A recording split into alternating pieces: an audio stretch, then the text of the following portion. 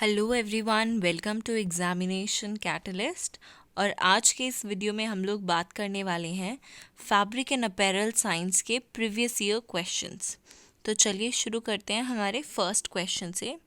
That is which of the following is not an embroidery stitch. तो बात कर रहा है कि इनमें से कौन सा एम्ब्रॉयडरी स्टिच नहीं है। ध्यान दीजिएगा, इसमें एम्ब्रॉयडरी के बारे में कोई बात नहीं की गई है। यहाँ पे सिर्फ इतना पूछा है कि एम्ब्रॉयडरी का स्टिच कौन सा नहीं है। तो अगर आप इंडियन एम्ब्रॉयडरी पढ़ रहे हैं तो आप उसमें देखेंगे कि बहुत सारी एम्ब्रॉयडरीज हैं इंडिया में जिनके अंदर अलग अलग स्टिचेस हैं, अलग अलग डिज़ाइंस यूज़ होते हैं, पैटर्न्स यूज़ होते हैं और उनका खुद का स्पेसिफिक नेम भी है। तो अगर ऑप्शंस देखें तो ऑप्शंस है दबका, मेंथी, फंदा एंड मुर्री के बारे में उन्होंने पूछा है, राइट। तो एक बार चेक करते हैं। तो कसूती एम्ब्रॉयडरी में दीज आर द डिफरेंट जो स्टिचेस होते हैं हमारे, वो ये होते हैं। फर्स्ट इज मतलब जैसे गावंती, मुर्गी, नेगी एंड मेंथी। इनका प्रोनाउंसिएशन वेरी कर सकता है। मुझे ये इसी नाम से याद हो पाए हैं और समझ पाई हूँ मैं। आपको जो भी प्रोनाउंसिएशन बेटर लगता है you can use that for remembering, ठीक है। तो इसमें क्या है, गावंथी इज़ मेनली अगर आप देखें तो रनिंग स्टिच आ रहा है। मुर्गी के अंदर आपका जो आपका स्टेप सीढ़ी वाला होता है उस तरीके से है। नेगी में आपके जो डैश है उससे पैटर्न्स बने हुए हैं, है ना। और मेंथी में आपका क्रॉस कर करके जो आपके पैटर्न्स या डिज़ाइंस बनते हैं वो वाला आ गया। तो ये अलग अलग स्टिचेस हैं जो कसूती एम्ब्रॉयडरी के अंदर यूज़ किए जाते हैं। नेक्स्ट पे चलते हैं। नेक्स्ट इज़ मुर्री एंड फंदा। ये दोनों ही यूज़ करे जाते हैं जो चिकनकरी एम्ब्रॉयडरी होती है लखनऊ की, उसके अंदर। तो मुर्री अगर आप देखें तो it is mainly a French not, है ना। फ्रेंच नॉट जब हम लगाते हैं वो वाला होता है। फंदा is kind of similar to आपका जो लूप वाला स्टिच होता है उसके साथ। तो you can pause the video and you can read the text यहाँ पर जो दिया हुआ है, ठीक है। अगले उस पे चलते हैं, दबका जो ऑप्शन में दिया है। तो dabka is not an embroidery stitch, मगर दबका वर्क होता है जिसके अंदर हम एक वायर के साथ पूरी एम्ब्रॉयडरी करते हैं। तो दैट इज़ कॉल्ड दबका। ये आपका यूपी साइड में आप देखेंगे कि दबके का काम ज़्यादा होता है, ठीक है, बाराबंकी वगैरह की साइड पे। तो which of the following is not an embroidery, तो option will be dabka. Next question पे आते हैं। For blasting operations in tailored men's wear and women's wear garments which of the following stitch class is generally used in the garment industry. तो इन्होंने यहाँ पे क्या किया है, आपको क्लास का नंबर बता दिया है, दैट्स इट। क्लास कोड कह लीजिए, क्लास कोड दे दिया है और पूछा है कि जो जनरली आपकी गारमेंट इंडस्ट्री है वो कौन सा वाला स्टिच यूज़ करती है फॉर ब्लास्टिंग ऑपरेशन। तो ये जो आपका class 100, class 200, class 400 and class 500 है, this is nothing but code. तो आपका 100 इज़ अ 3 डिजिट कोड। ये एक ब्रॉडर क्लासेस हैं, इनके अंदर इसके बाद वेरिएंट्स आ जाते हैं, जैसे 101, 102, 103, इस तरीके के अलग अलग कोड्स हैं।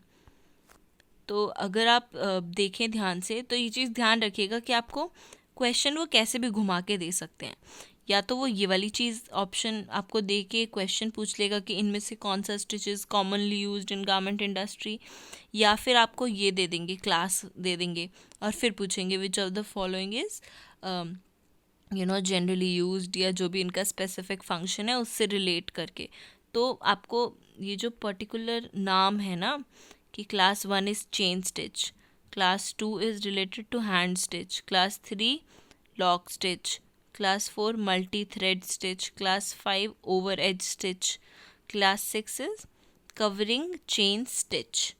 तो ये ध्यान रखिएगा, इस पे आपको सीक्वेंसिंग का सीक्वेंसिंग नहीं, आपको मैच द फॉलोइंग वाले क्वेश्चंस इस पे आ सकते हैं, ठीक है। अगले उस पे चलते हैं। तो जो आपका इसमें ऑप्शन दिया है 100, 200, 400 एंड 500, तो 100 is chain stitch which is actually majorly used. ये आपका होता है सिंगल थ्रेडेड स्टिच होता है जिससे आप हेमिंग कर सकते हैं या फिर आप पोजिशनिंग वगैरह में क्लोथिंग की ना यूज़ करते हैं। ये ऑल्दो बहुत स्ट्रॉन्ग स्टिच नहीं होता, इसकी स्ट्रेंथ उतनी नहीं होती, अगर एक साइड से भी धागा निकला तो पूरा स्टिच आपका खुल जाएगा। तो अगर आपने देखा होगा गारमेंट्स के अंदर यूजुअली जो आपके इंडस्ट्री वाले जो आप बाहर से रेडीमेड गारमेंट्स खरीदते हैं उसमें अक्सर ये वाले स्टिचेस मिलते हैं। तो इसका ऑप्शन जो करेक्ट ऑप्शन है that is class 100। Next question पे चलते हैं। Which of the following are major properties of active wear that are of interest today, यानी कि आज के टाइम में इनमें से कौन सी प्रॉपर्टी वाले क्लोथिंग को आप ज़्यादा प्रेफर करेंगे या इंटरेस्ट में है लोगों की।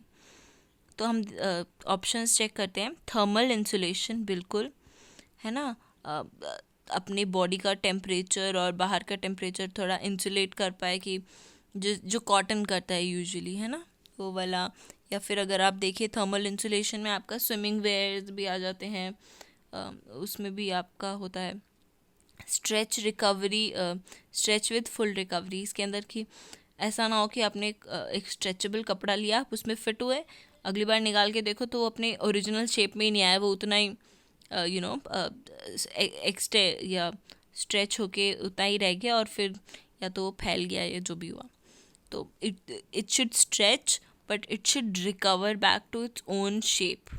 फिर मॉइस्चर ट्रांसफ़र, बिल्कुल जैसे हमारा कॉटन करता है। तो समर के टाइम पे वाई वी प्रेफर कॉटन, क्योंकि कॉटन हमारा स्वेट एब्जॉर्ब कर लेता है एंड इट प्रोवाइड्स कूलनेस, तो इसीलिए हम समर के अंदर कॉटन प्रेफर करते हैं, right.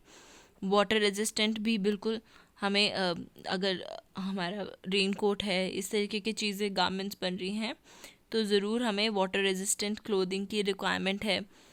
Flame retardant, this is mainly like कि अगर फ्लेम रिटार्डेंट को हम कैसे समझ सकते हैं कि कोई भी चीज़ या तो अगर वो कंबस्टेबल है, मतलब जल रही है, या तो उसकी कि वो कब जले वो कम कर सके कि कितना जल रहा है, उसका प्रोसेस कम हो कि कम जले, या फिर बिल्कुल ही ना जले। तो फ्लेम रिटार्डेंट्स वो होते हैं। तो दिस इज़ लीस्ट सूटेबल आपके बाकी सारे ऑप्शंस के अंदर, क्योंकि उनको हम एक्टिवली यूज़ कर सकते हैं। ये कुछ स्पेसिफिक फंक्शंस या कुछ स्पेसिफिक गारमेंट्स के अंदर हम ये वाला फीचर देख सकते हैं, बट मेजॉरिटी में अगर आप देखें तो ABCD आपका मेजरली आप यूज़ कर सकते हैं in day to day life के अंदर। तो आपका जो फोर्थ ऑप्शन है that seems to be more correct. Let's check. So या fourth is the correct option. Next question पे चलते हैं। Which of the following are ikat centres in India. तो इकत क्या होता है? I hope you must be knowing ikat. Ikat is a type of tie and dye technique, जो आपका weaving, जब आप कपड़े वगैरह देखेंगे तो उसमें इकत फैब्रिक्स होते हैं। तो इकत का अगर आपको पहचान नहीं है तो यूजुअली ना इस तरीके का आपको देखने को मिलेगा, कलर्ड पैटर्न, या तो स्ट्रेट आपको दिखेगा, या फिर आपको इस तरीके का भी आ सकता है। तो इट डिपेंड, क्योंकि कुछ चीज़ें कुछ होते हैं single ikat and there is called double ikat also. तो इसमें क्या होता है, आपके जो यार्न्स होते हैं उसको टाई कर देते हैं बहुत बड़े बड़े। अगर आप देखा नहीं है तो गूगल ज़रूर कीजिएगा, और वहाँ और एंड में उनको टाई कर देते हैं, और स्पेसिफिक पोर्शंस को, सिर्फ यार्न्स को अभी वीव करना शुरू नहीं किया है, सिर्फ यार्न्स को थ्रेड करते हैं जहाँ जहाँ उनको जिस तरीके से पैटर्न चाहिए, और जब इन्होंने टाई कर दिया उन यार्न्स को फिर उसे डाई कर देंगे। तो जब वो निकल कर आता है तो वो वाला पोर्शन पे वाइट होगा, है ना, या जिस भी कलर में अगर उन्होंने डाई किया तो वो वाले कलर्स आ जाएंगे जिसे टाई एंड डाई करते हैं। ये तो आई होप आपको पता ही होगा। जब ये टाई एंड डाई हो जाएगा then they start weaving the fabric. So आप समझ सकते हैं कितना हार्ड वर्किंग है ये जॉब, कि आप पहले थ्रेड्स को अलग अलग सिंगल बंडल्स बना के डाई कर रहे हो और उसके बाद उसे वीव कर रहे हो। तो दैट इज़ कॉल्ड इकत। आपका इकत इस तरीके से इकत फैब्रिक बनता है। और यूजुअली अगर आप देखें तो ये ना सदर्न इंडिया साइड में आपको ज़्यादा दिखेगा, and it is very costly, मतलब क्योंकि प्रोसेस इतना ज़्यादा वो है। इस पे बहुत डिबेटिंग भी है कि जो हमारी वीविंग कम्युनिटी है, जो हमारे वीवर्स हैं, उनको बहुत सारी प्रॉब्लम्स फेस करनी पड़ रही हैं मिडल मैन की वजह से, पावर लूम की वजह से, क्योंकि सारा काम अब मशीन्स पे बहुत इजीली प्रिंट होके आ रहा है। मगर जो ओरिजिनल इकत सेंटर्स हैं इंडिया में वो इसीलिए उनके ऊपर काफ़ी थ्रेट वगैरह भी है कि वो आगे कब तक चल पाएंगे, या क्या क्या प्रॉब्लम्स वीविंग कम्युनिटी हमारे यहाँ फेस करिए। और वीवर्स चाहते भी नहीं कि उनके बच्चे आगे आके ये काम करें, क्योंकि it is very time consuming. एक एक साड़ी बनने में या इकत का फैब्रिक पूरा वो बनने में बहुत टाइम लग जाता है। दैट इज़ वो एक अलग डिबेट है, वो हम कभी और बात कर सकते हैं उस पर। तो अभी इस क्वेश्चन पे आते हैं कि which of the following are ikat centres in India. तो आपको अगर नहीं भी पता तो अगर ऑप्शन भी हम चेक करें तो उसमें भुज जो है गुजरात में, दैट इज़ मतलब वहाँ पर तो एम्ब्रॉयडरी का वर्क थोड़ा ज़्यादा फेमस है ना। तो इसको छोड़ के अगर हम बाकी चार को भी गेस वर्क भी लगाते हैं तो दैट इज़ ABCD, सेकेंड वाला आ रहा है। Let's check. तो या second is the right answer. तो यू सी कुछ कुछ जगहों पर आपको थोड़ा स्मार्ट वर्क करना पड़ेगा, गेस वर्क करना पड़ेगा, लेकिन ये पता कैसे चलेगा आपको कि भुज में क्या होता है जब तक अगर आप उसे स्टडी नहीं करेंगे, कहीं ना कहीं आपने उसे पढ़ा नहीं है, तो आप नहीं कर पाएंगे। लेकिन अगर पढ़ा है, कहीं से भी थोड़ा भी दिमाग में है, तो you will be able to identify कि अच्छा इसका ये वाला आंसर हो सकता है या ये वाला नहीं हो सकता। अब जैसे 5th क्वेश्चन है, इसमें वह बात कर रहा है कि which of the following are 12 weave fabrics. तो पहले तो आपको पता होना चाहिए कि 12 वीव फैब्रिक क्या होते हैं। सॉरी, इसके अंदर अगर आप देखें ओके या तो जो आपका 12 वीव फैब्रिक होता है, तो 12 वीव के अंदर मेनली आपका ना जिगजैग वाला पैटर्न होगा। अगर आप देखें कुछ कपड़े होते हैं ना जिनमें जिगजैग वाला पैटर्न होता है, कुछ होते हैं जैसे ऐसे वाले होते हैं, this is not a 12 weave. मगर आपका जिसमें जिगजैग वाला पैटर्न बन रहा होगा वो 12 वीव होगा। अगर आप आइडेंटिफाई नहीं कर पा रहे तो एक बार गूगल कीजिएगा, उसके बाद घर में थोड़े से फैब्रिक चेक कीजिएगा, अपने खुद के कपड़े देखिएगा इनमें से कौन सा वाला 12 वीव है। तो यूजुअली ड्यूरेबिलिटी वगैरह अगर हम देखें ना कपड़े की, तो 12 वीव की ज़्यादा होती है। तो 12 वीव एंशियंटली ये जो वीविंग टेक्निक है used to produce durable fabrics that have characterly diagonal pattern called veils। तो वही है। उसके बाद इन्होंने ऑप्शंस दे दिए कि इनमें कौन कौन सा फैब्रिक 12 वीव फैब्रिक होता है, ये पूछा है क्वेश्चन में। तो different types of 12 weave fabric भी होते हैं, जैसे natural, synthetic, zigzag, herringbone, diamond, diaper, broken, elongated. ये वाला क्वेश्चन आप तभी कर पाएंगे जब आपको पता होगा कि ये क्या चीज़ें होती हैं या ये वाला फैब्रिक कौन सा फैब्रिक होता है। इसमें गेस वर्क भी उतना काम नहीं कर पाएगा, क्योंकि बहुत सारे ऑप्शंस हैं जिनको मेरे को अगर मैं कहूँ तो मुझे नहीं पता क्या है। अगर in exam point of view मैं बात कर रही हूँ कि मैं अगर नहीं पढ़ के गई हूँ ये टॉपिक तो मैं नहीं कर पाऊँगी। मुझे सिर्फ इतना अगर गेस भी लगाना होगा तो मैं मॉन्क क्लॉथ को सोचूंगी कि ये कॉटन का फैब्रिक है, हो सकता है क्योंकि साधु वगैरह लोग कॉटन के फैब्रिक्स पहनते हैं, एंड उसमें नॉर्मल सिंपल वीव को भी सोच सकते हो।